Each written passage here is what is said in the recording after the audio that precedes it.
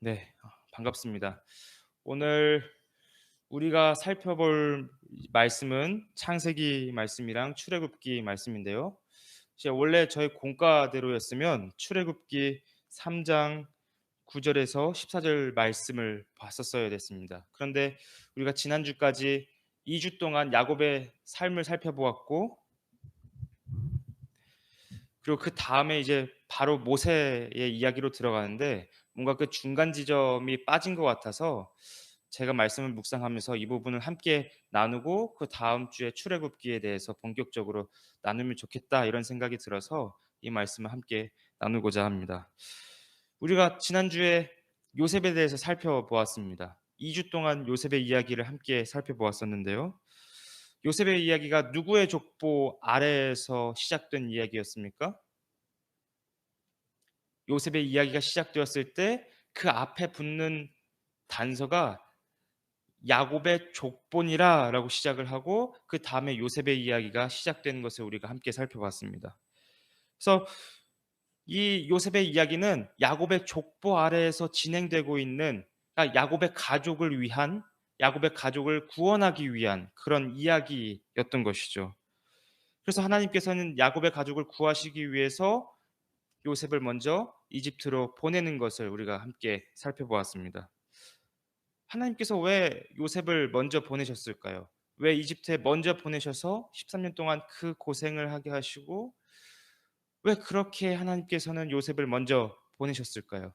그래서 우리가 요셉의 이야기 중간에 낀 유다의 이야기를 통해서 하나님께서 왜 야곱의 가족을 구원하시기 위해서 요셉을 보내셨는지를 알 수가 있었습니다. 38장, 창세기 38장을 살펴보면 유다의 이야기가 나오면서 야곱의 가족들이 전반적으로 가나안 문화에, 하나님 없는 가나안 문화에 점점 동화되어 가는 모습들을 볼 수가 있었습니다. 그러니까 하나님의 백성이 하나님을 섬기는 큰 민족이 되기 위해서는 그 가나안 문화로부터 떨어져야 될 그런 필요성이 있었던 것이었습니다. 그래서 하나님께서는 요셉을 먼저 이집트에 보내시고, 그리고 요셉을 총리로 세우시고, 그 다음에 야곱의 가족들을 이집트로 초청하셔서 이렇게 불러 모으시는 이런 장면을 우리가 살펴볼 수가 있습니다. 우리가 이렇게 해서 2주 동안 요셉의 이야기를 살펴보았었는데요. 그래서 이 요셉의 이야기는 창세기에서 어떻게 끝이 납니까? 야곱의 가족은 이집트에 이제 귀빈으로 들어가는 것입니다. 귀한 손님으로서 그 이집트에 들어가서 대우를 받고, 이런 모습들을 우리가 창세기의 결론 부분에서 볼 수가 있습니다. 그리고 그곳에 그 이집트에 정착하는 모습까지도 우리가 볼 수가 있습니다. 우리가 이런 창세기의 결론부를 살펴보면 야곱과 요셉의 이야기는 해피엔딩으로 끝나는 것 같습니다. 근데 이 해피엔딩에 한 가지 문제점이 있는데, 그것은 하나님께서 아브라함과 이삭과 야곱에게 하셨던 그 약속, 땅에 대한 약속, 민족에 대한 약속, 그리고 이름이 창대하게 된다는 그 약속 중에서 땅에 대한 약속이 걸리게 되는 것입니다. 사실 이 질문은 야곱이 먼저 시작한 고민이기도 합니다. 이제 고대 근동에서 땅이라는 개념은 우리가 예전에 한번 살펴보기는 했었습니다. 이 고대 근동에서 땅은 오늘날과 같이 단순한 부동산의 의미가 아닙니다. 단순히 어떤 재산의 개념이라기보다는 어떤 한 개인의 정체성과, 그리고 그 개인이 속한 공동체의 정체성을 정하는 그런 역할을 하는 것이 땅이었습니다. 아브라함에게 있어서 갈대아 우르는 달의 신과 관련이 되어 있었고, 자신의 모든 친척들과 아버지가 살았던 곳이었습니다. 그런데 아브라함이 갈대아 우르를 떠나는 것은 그런 우상적인 정체성을 다 버리고 하나님과 함께 동행하면서 하나님께서 만들어 주시는 그 정체성으로 다시 살아가겠다는 것을 의미했습니다. 그런데 야곱이 약속의 땅을 떠난다는 것은 하나님께서 이스라엘이라는 이름을 주셨고, 하나님과 겨루어 이긴다는 그 정체성을 주셨고, 하나님과 동행하면서 생겼던, 그리고 그 아브라함과 이삭에게 주어졌던 그 약속, 여러 가지의 것들이 자신의 정체성을 이루는 여러 가지의 것들을 포기하고 이집트로 간다는 것을 의미하는 것이었습니다. 그러니까 이집트에 간다는 것은 하나님을 버리고 이집트에 있는 신들을 섬길 수밖에 없는 그런 위기를 맞이하게 되는 것이 지금 이 창세기 46장에 나타난 야곱의 상황인 것입니다. 그러니까 야곱은 이 문제를 가지고 깊이 고민을 했었던 것 같습니다. 그러니까 야곱은 이런 딜레마에 빠진 것이죠. 요셉이 죽은 줄로만 알았었는데, 오래전에 죽은 줄로만 알았었는데 알고 보니까 이집트에서 총리가 되었고, 알고 보니까 요셉이 살아 있었던 것을 야곱이 알게 되었습니다. 그리고 요셉이 야곱을 이제 초청을 하게 되죠. 앞으로 대흉년이 5년이나 남았으니까 이 이집트 땅에서 정착해서 이 기근을 잘 이겨냈으면 좋겠다라고 야곱을 초청을 합니다. 그러니까 야곱은 옛날의 야곱과 같았다면, 야코프라는 그 이름의 뜻대로 살았다면, 끊임없이 내 욕망과 내가 원하는 것들을 가지기 위해서 치열하게 붙잡는 삶을 살았다면 야곱은 아무런 고민 없이 이집트 땅으로 달려갔을 것입니다. 근데 오늘 본문 46장 1절을 살펴보면 야곱이 하나님을 붙잡는 모습을 보이고 있습니다. 제가 46장 1절을 읽어드리겠습니다. 이스라엘의 모든 소유를 이끌고 떠나 브엘세바에 이르러 그의 아버지 이삭의 하나님께 희생 제사를 드리니. 창세기에서 브엘세바가 어떤 곳인지 혹시 아십니까? 네. 브엘세바가 어떤 곳인지 혹시 아시는 분 계십니까?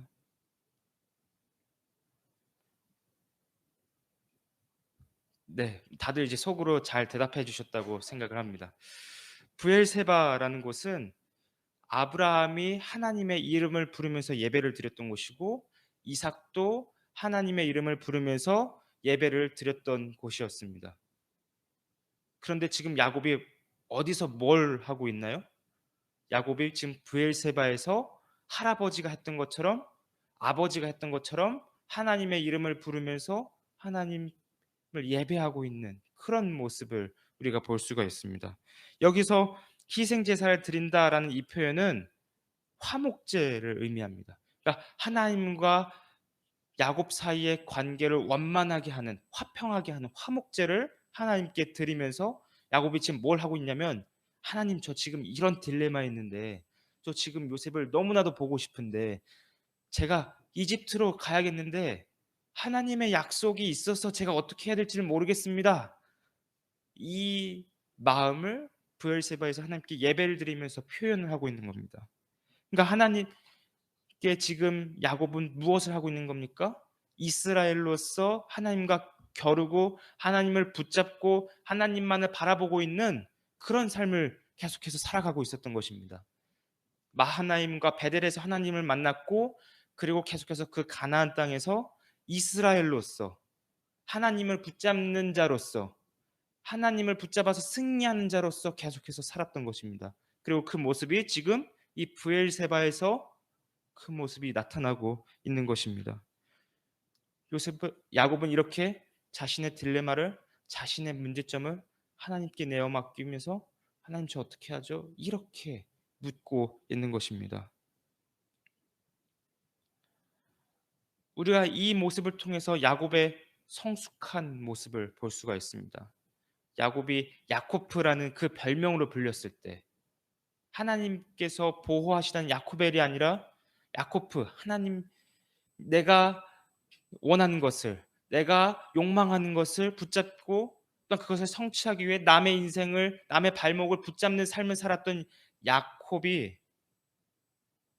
그런 야곱이 이제는 이 가나안 땅에서 하나님께서 주신 약속을 의지하면서, 때로는 요셉을 잃었으면서도 그럼에도 불구하고 야곱은 계속해서 하나님만을 바라보고 하나님만을 의지하면서 살아왔던 것입니다. 우리가 3주 전에 4주 전에 야곱의 인생을 살펴보면서 보았던 야곱의 초창기 인생과는 너무나도 다른 하나님만을 의지하는 이런 삶의 모습으로 변모된 것을 우리가 살펴볼 수가 있습니다. 저와 여러분의 삶이 이런 야곱과 같이 하나님만을 붙잡는, 하나님만을 의지하는, 그래서 하나님께 대하여 승리했다 라고 선언을 받는 저와 여러분이 되었으면 좋겠습니다. 이제 하나님께서는 야곱이 약속의 땅에 들어왔을 때 마하나임에서 두 군데로서 하나님이 천사들을 보여주셨고, 베델에서는 하나님께서 나타나셔서 야곱에게 약속을 하시는 장면들을 우리가 창세기 본문을 통해서 볼 수가 있습니다. 그런데 이제 야곱이 이 약속의 땅을 떠날 때에도 하나님께서 야곱의 삶에 나타나셔서 말씀하시는 것을 볼 수가 있습니다. 창세기 46장 2절에서 4절 말씀인데요, 제가 봉독해 드리겠습니다. 그 밤이 하나님이 이상 중에 이스라엘에게 나타나 이르시되 야곱아 야곱아 하시는지라. 야곱이 이르되 내가 여기 있나이다 하매 하나님이 이르시되 나는 하나님이라 내 아버지의 하나님이니 애굽으로 내려가기를 두려워하지 말라. 내가 거기서 너로 큰 민족을 이루게 하리라. 내가 너와 함께 애굽으로 내려가겠고 반드시 너를 인도하여 다시 올라올 것이며 요셉이 그의 손으로 내 눈을 감기리라 하셨더라. 여기서 하나님께서 3절을 살펴보면 뭐라고 말씀하고 계십니까? 두려워하지 말라. 애굽으로 내려가는 것에 대해서 두려워하지 말라. 이렇게 하나님께서 말씀을 하고 계십니다. 근데 우리가 이 3절 말씀 중에서 더 주목해야 될 표현이 있습니다. 여기서 하나님께서는 자신을 뭐라고 설명하시냐면 나는 하나님이라 내 아버지의 하나님이니, 이렇게 야곱에게 하나님께서 어떤 분이신지를 묘사를 하고 설명을 해주시고 계십니다. 근데 이것을 히브리어 원어로 살펴보면 이렇게 표현을 합니다. 나는 그 하나님, 나는 그 하나님이다. 내 아버지의 하나님이다. 이렇게 이야기를 하고 있습니다. 하나님께서 왜 야곱에게 자신을 설명하실 때 그 하나님이라고 하셨을까요? 하나님께서 왜 자신을 묘사하셨을 때 그 하나님이라고 하셨던 그 이유와 목적과 의도가 무엇일까요? 야곱이 그 하나님이라는 이 히브리어 표현을 들었을 때 무엇을 떠올렸을까요? 그것은 야곱이 베델에서 하나님을 만났던 그 사건을 기억했을 것입니다. 하나님께서는 베델에서 이렇게 야곱에게 말씀을 하셨는데요. 창세기 35장 11절에서 12절 말씀입니다. 하나님이 그에게 이르시되 나는 전능한 하나님이라. 생육하며 번성하라. 한 백성과 백성들의 총회가 내게서 나오고 왕들의 내 허리에서 나오리라. 내가 아브라함과 이삭에게 준 땅을 내게 주고 내가 내 후손에게도 그 땅을 주리라 하시고. 야곱이 그 하나님이라는 표현을 들었을 때 무엇을 떠올렸냐면 창세기 35장 11절에 나오는 나는 전능한 하나님이라, 이 표현을 떠올렸을 거라는 겁니다. 하나님께서는 베델에서 자신을 난 전능한 하나님이다, 엘샤다이다 라고 이렇게 말씀을 하십니다. 하나님께서 전능하시다, 전능하신 하나님이시다, 이 표현은 단순히 어떤 형이상학적인 하나님의 속성들을 의미하거나 철학적 개념을 의미하는 것 그 이상의 의미입니다. 하나님께서 전능하신 하나님이라는 것은 어떤 조직신학에서 하나님께서는 전능하시다, 전지하시다, 모든 것들을 하실 수 있는 분이시다, 이런 것을 넘어서 하나님의 백성에게 약속하신 것을 이루시는 분이시다, 성취하시는 분이시다라는 것을 의미하는 것입니다. 전능하신 하나님이시기 때문에 약속하신 것을 사람들의 죄와 어려움에도 불구하고 그것을 극복하시고 약속을 성취하신다는 것입니다. 하나님께서 전능하시다는 것은 저와 여러분에게 약속하신 것을 반드시 이루시는 하나님이시라는 겁니다. 사랑하는 성도 여러분, 하나님께서 자신을 전능한 하나님이라고 처음으로 묘사한 곳이 어디인지 아십니까? 하나님께서 야곱에게 나는 전능한 하나님이다 라고 베델에서 말씀을 하셨습니다. 근데 이 표현은 몇 번째로 등장한 표현이고 가장 처음으로 등장했던, 하나님께서 언제 나는 전능한 하나님이다 라고 말씀을 하셨을까요? 창세기의 상황에서 언제 하나님의 약속이 이루어지기 어려웠던 것처럼 보였을 때가 언제였을까요?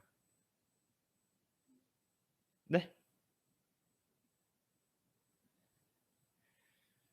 네, 빨리 진행하라는 그런 네, 또 표정으로 보시네요. 하나님께서 "나는 전능한 하나님이다."라고 하셨을 때는 언제냐면 아브라함에게 나타나셨을 때입니다.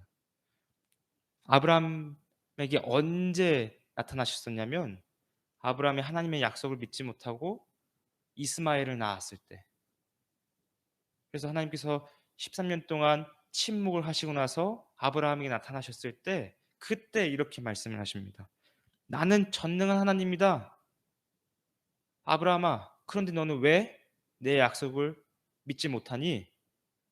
너는 왜 내 약속을 믿지 못해서 왜 이스마엘을 낳았니?" 이렇게 말씀하셨을 때, 아브라함을 꾸짖으셨을 때 하나님께서 "나는 전능한 하나님이다."라고 말씀을 하셨습니다. 그리고 나서 하나님께서는 바로 몇 장을 거치면 아브라함에게 이삭이라는 약속의 자녀를 하나님께서 아브라함에게 주시는 것을 볼 수가 있습니다. 99세의 나이에, 100세의 나이에 정말 자녀를 낳을 수 없는 그 어려운 상황 가운데서 하나님께서는 "나는 전능한 하나님입니다. 나는 모든 것을 할 수 있는 전능한 하나님이다. 너에게 약속한 그 약속을 이룰 수 있는, 성취할 수 있는 하나님이다." 이렇게 말씀하신 것입니다. 그리고 하나님께서 야곱에게 뭐라고 말씀하셨습니까? "나는 전능한 하나님이다." 이렇게 말씀하신 것입니다. 그리고 하나님께서는 야곱의 이런 염려를 이집트로 내려가면서 생각한 약이 되는 그런 문제들에 대해서 하나님께서는 46장 3절 4절에서 이렇게 말씀을 하십니다.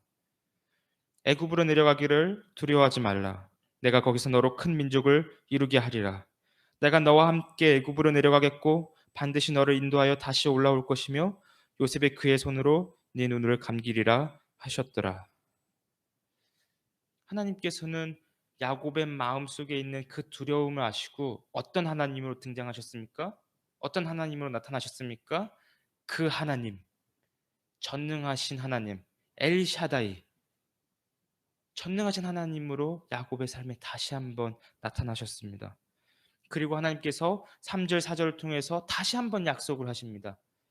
"너가 염려하고 있는 것들, 너가 약속에 대한 그 염려하는 것들 내가 이렇게 이룰 것이다. 내가 다시 한번 너에게 약속을 하고 반드시 이 약속은 이루어질 것이다." 하나님께서는 그 하나님으로 나타나셔서, 전능하신 하나님으로 나타나셔서 이렇게 말씀하고 계시는 겁니다.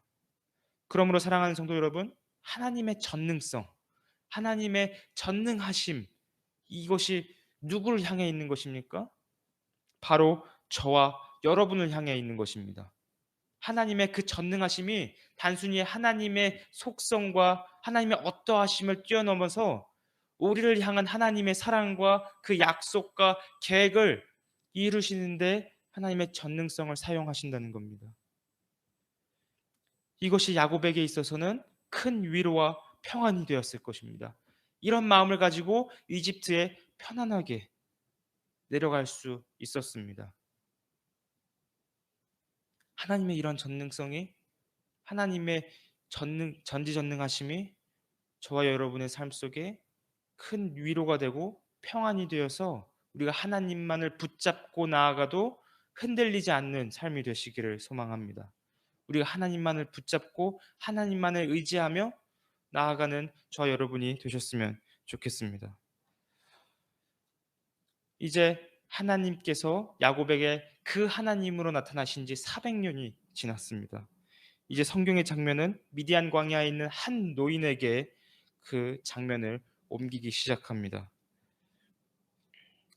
이 노인은 어느 날과 다를 것 없이 평범하게 양을 치면서 일상을 보내고 있습니다. 이제 그는 양들에게 먹일 풀을 찾기 위해서, 그 목초지를 찾기 위해서 이동을 하는데요. 자신이 살고 있는 그 지역에서 조금 더 벗어나서 신의 산이라고 불리는 호렙산에 다다르는 모습을 우리가 출애굽기 3장을 통해서 볼 수가 있습니다. 이 호렙이라는 이 단어의 뜻이 무엇일까요? 우리는 보통 호렙산, 그리고 신의 산 하면 하나님께서 임재하셨었던 곳, 그리고 이스라엘의 율법을 받았었던 곳, 뭔가 영광스럽고 정말 우리가 보기에 아름답게 생길 그런 산처럼 생각을 하는 경우가 있습니다. 그런데 호렙 호렙산은, 그리고 이 호렙이라는 뜻은 건조한, 황폐한이라는 뜻을 가지고 있는 단어입니다. 그러니까 호렙산이라는 것은 그 누가 보더라도 건조해 보이고 황폐해 보이고 보잘것없어 보이는 그런 산이라는 것입니다. 그래서 이 노인은 양들에게 풀을 먹이기 위해서 호렙산까지 다다릅니다. 그 호렙산은 광해의 건조한 기후 때문에 양들에게 먹일 약간의 풀과 그리고 약간의 먹을 것들밖에 없는 그런 황량하기 그지없는 산입니다. 노인은 이런 호렙산의 모습을 보면서 자신이 시간의 흐름에 따라서 늙어가는 자신의 처지에 대해서 비관했을지도 모르겠습니다. 그런데 이 노인이 누구입니까? 우리가 너무나도 잘 알고 있죠. 네, 모세입니다. 모세가 80세의 나이에 다다르기까지 40년 동안 양을 치면서 그 시간의 흐름에 따라서 너무나도 평범하게 이름도 없이 빛도 없이 살아가는 그런 삶을 살아나갔습니다. 모세는 계속해서 이 호렙산에서 양들을 먹이면서 자신의 일상들을 이어나가는 것을 우리가 볼 수가 있습니다. 그때 불이 붙은 떨기나무가 모세의 눈에 보이기 시작합니다. 건조한 광야에서는 이 건조한 식물의 자연발화 같은 현상이 가끔씩 나타나기는 합니다. 그리고 이 자연발화된 식물은 금방 내 타들어가서 한 줌의 채로 돌아가는 그런 모습도 우리가 광야에서 볼 수가 있습니다. 근데 모세가 이 불타는 떨기나무를 계속해서 보는데 금방 내 없어져야 할 이 떨기나무가 계속해서 불이 붙는 모습을 모세의 눈에 목격하기 시작합니다. 그러자 모세는 이 현상이 어떤 현상인지, 왜 저 떨기나무가 금세 불타 없어지지 않는지 의아해하면서 그 떨기나무 앞으로 한 걸음 한 걸음 나아갑니다. 그런데 그때 한 음성이 들리는데요. 출애굽기 3장 4절에서 5절 말씀입니다.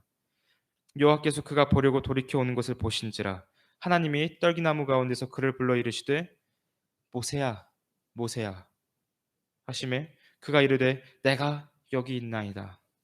하나님이 이르시되 이리로 가까이 오지 말라. 네가 선 곳은 거룩한 땅이니 내 발에서 신을 벗으라. 모세는 그 떨기나무 가까이 가서 처음 들었던 음성이 뭐였냐면 모세야 모세야 이 단어였습니다. 모세야 모세야 이 두 번의 이름을 부르는 것은 고대 근동에서 어떤 그 이름의 대상에게 사랑을 표현하는 그런 표현입니다. 그러니까 모세야 모세야라고 하는 것은 하나님께서 모세를 사랑하신다는 것을 이렇게 표현을 하고 있는 것입니다. 그런데 모세는 지금 이 음성이 누구로부터 왔는지, 누가 말하고 있는 것인지에 대해서 전혀 알지 못하고 있습니다. 단순히 불에서 어떤 모세야 모세야 이런 음성을 들었을 뿐입니다. 그래서 하나님께서는 모세에게 자신이 누구신지를 알리시기 위해서 이렇게 말씀하시는데요. 내가 선 곳은 거룩한 땅이니 내 발에서 신을 벗으라. 이렇게 말씀하십니다. 신을 벗는다는 게 어떤 의미일까요? 이것이 하나님의 어떤 부분들을 설명해 주고 묘사해 주는 것일까요? 고대 근동에서 신을 벗는다라는 표현은 왕 앞에 섰을 때 신을 벗게끔 되어 있습니다. 왕의 궁전에 가서 왕을 만났을 때 그곳에서 신을 벗는 그런 모습들을 우리가 고대 근동의 그 문화를 통해서 살펴볼 수가 있습니다. 그러니까 지금 모세는 누구 앞에 선 것입니까? 왕 앞에 선 것입니다. 근데 그 왕이 어떤 왕이냐면 모세야, 모세야라고 부르는 모세를 사랑하는 왕인 것입니다. 그렇다면 모세가 선 이 호렙산, 볼품없고 황량하게 그지없는 이 호렙산은 어떤 장소가 되는 것입니까? 바로 왕궁이 되는 것입니다. 볼품없는 그 산이, 사람들에게 외면받던 그 산이 이제는 왕이 거하는, 왕이 임재한 왕궁이 되고, 그리고 하나님의 성전이 되는 것입니다. 이제 모세를 사랑하는 왕은 모세에게 자신의 정체를 드러내는데요. 출애굽기 3장 6절 말씀입니다. 또 이르시되 나는 내 조상의 하나님이니 아브라함의 하나님, 이삭의 하나님, 야곱의 하나님이니라. 모세가 하나님 배웁기를 두려워하여 얼굴을 가리매. 왕의 정체가 누구입니까? 모세가 누구를 만났었던 거였습니까? 이 세상을 다스리시고 주관하시는 왕이시자 하나님을 만난 것입니다. 아브라함과 이삭과 야곱의 하나님, 조상의 하나님을 호렙산에서 만나게 된 것입니다. 그래서 모세는 하나님 배웁기를 두려워해서 얼굴을 가리는 모습을 우리가 볼 수가 있습니다. 근데 여기서 모세가 하나님을 어떤 하나님으로 생각을 하냐면 히브리어 원어를 살펴보면 이렇게 묘사를 하고 있습니다. 모세는 그 하나님 배웁기를 두려워한다고 이야기를 하고 있습니다. 그 하나님을 배웁기를 두려워하더라. 우리가 앞에서 살펴보았지만 그 하나님이 어떤 하나님이십니까? 전능하신 하나님. 아브라함에게 나타나셨던 그 전능하신 하나님, 야곱의 삶에 나타나셨던 전능하신 하나님께서 이제는 모세에게도 나타나신 겁니다. 그러니까 지금 모세는 누구 앞에 선 것이냐면 왕 앞에 선 것이었고 하나님 앞에 선 것이었고 그 하나님께서 조상들의 하나님이고 전능하신 하나님 앞에 서게 된 것입니다. 그리고 이 호렙산은 왕궁이자 이젠 하나님의 임재가 있는 성전이 된 것입니다.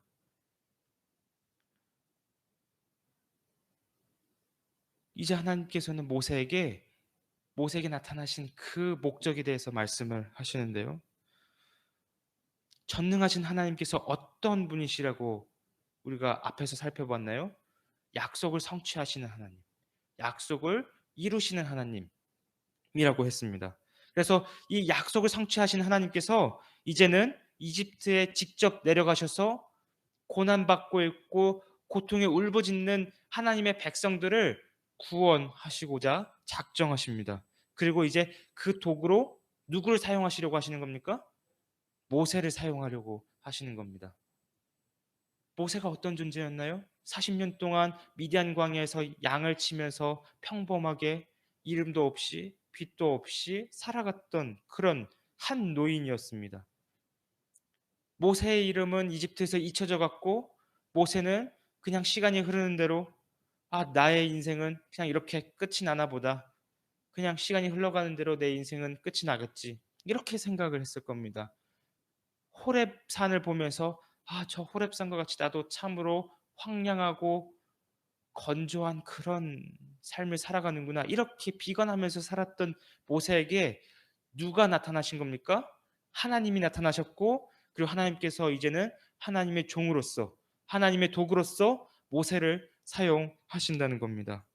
사랑하는 성도 여러분, 이 모든 사건이 어디에서 일어난 것입니까? 바로 호렙산에서 그리고 떨기나무를 통해서 이 모든 사건들이 일어나고 발생하게 된 것입니다.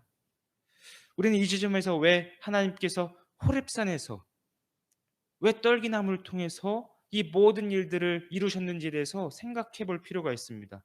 여기서 하나님의 의도가 무엇인지, 모세를 향한 하나님의 뜻이 무엇인지를 우리가 발견해낼 줄 알아야 합니다.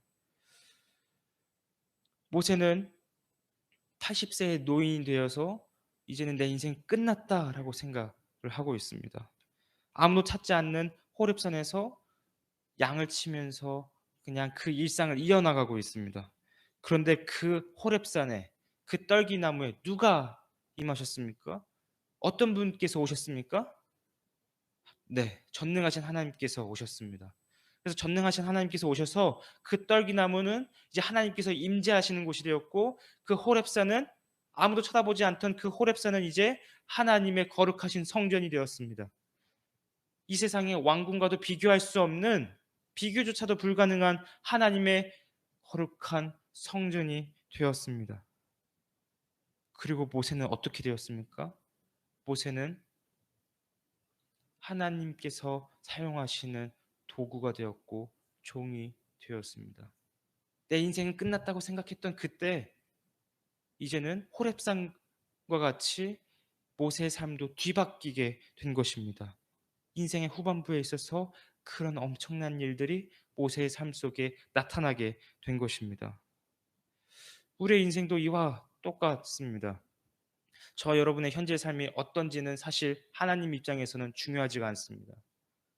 하나님께서 정말 중요하게 생각하시는 것은 이 사람이 지금 어떠한 삶을 살고 있느냐, 어떠한 상황에 처해 있느냐, 이것이 아니라 하나님께서 그와 함께 하시면, 하나님께서 그를 들어 쓰시고자 하신다면, 하나님께서 그를 도구로, 종으로 사용하신다고 한다면 그 인생이 어떻든지 간에, 현재 삶이 어떻든지 간에 하나님의 구원 계획을 이루는, 또한 하나님의 그 계획을 이루는 그런 도구가 될 수 있다는 것입니다. 모세는 이 경험 때문에, 이 호렙산에서의 경험 때문에 앞으로 40년 동안 이스라엘과 함께 광야 생활을 하면서 힘있게 하나님의 일들을 감당할 수 있었습니다.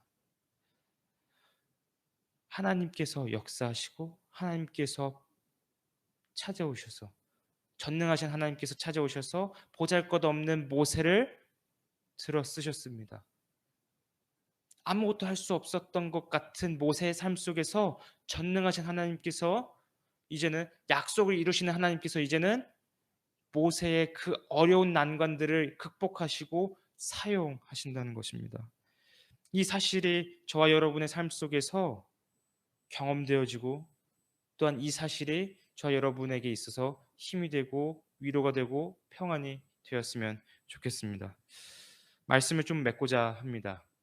하나님께서 그 하나님으로 처음 나타나셨을 때 아브라함의 삶을, 아브라함에게 허락하신 그 약속에 대해서 이루셨고, 또한 야곱에게 나타나셨을 때는 야곱이 걱정하고 염려하는 것에 대해서 위로와 평안을 주셨고, 그리고 아무것도 할 수 없었던 정말 호렙산과 같이 보잘것없는 그 모세의 삶 속에서 전능하신 하나님께서 나타나셔서 이제 그를 하나님의 큰 계획의 도구로서 사용하시는 것을 우리가 함께 살펴봤습니다. 우리가 함께 나눴던 이 사실들이 앞으로 저와 여러분들의 신앙의 여정 가운데 힘이 되시고 능력이 되시고 위로와 평안이 되시기를 소망합니다. 기도드리겠습니다.